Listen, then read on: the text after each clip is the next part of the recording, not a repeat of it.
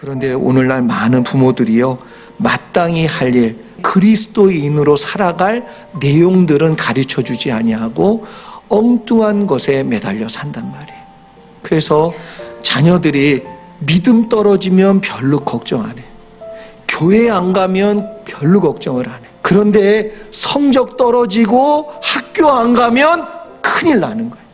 가장 중요한 것은 지혜와 훈계를 알게 하고 참 지혜를 주시는 말씀을 깨닫게 하는 것이 정말 중요하다. 말씀을 깨닫는 자가 되면 지혜롭게 되고 공의롭게 되고 정직하게 되고 더 나아가 정직하게 행할 일에 대한 훈계를 받게 되니까 어리석지가 않다는 거예요. 그렇게 양육하실 수 있는 여러분 되기를 바라고 축복합니다. 그리고 어리석은 자가 되지 않을 뿐만 아니라 슬기로운 자가 된다. 그리고 어려서부터 지식을 주고 근신함을 받게 된다. 본문에 나오는 이 슬기라는 말을 히브리어로 보니까 오르마라는 말을 썼어요. 신중하여서 사람이 지혜가 있다. 사람이 신중하면 실수가 없습니다. 그리고 신중하면 누군가 나를 속이려 할 때 그 속임도 넘어가게 되지요. 신중하다는 것은 뭐냐면 앞에 무엇이 있는지를 잘 살핀다는 거예요.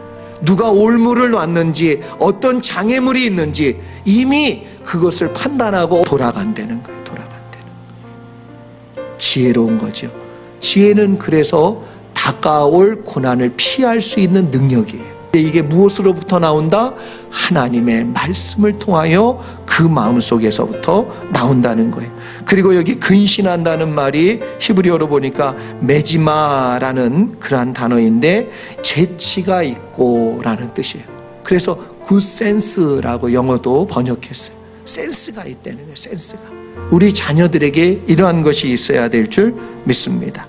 그리고 또 센스가 있을 뿐만 아니라 분별력이 있다라는 뜻이기도 해요. 잘 분별 안 되는 거예요. 그래서 뭘 선택해야 될지를 안 되는 거예요. 여러분, 우리가 물려줘야 될 것이 무엇입니까? 인생의 성공이에요? 아니요. 이 지혜가 그 아이들을 가운데 있게 하기 위하여 하나님의 말씀을 전해줄 수 있는 부모님들 모두가 되기를 주의 이름으로 축복합니다. 그러면 아이들이 하나님 말씀을 가까이 하려면 어머니들, 아버지들은 어떻게 해야 됩니까?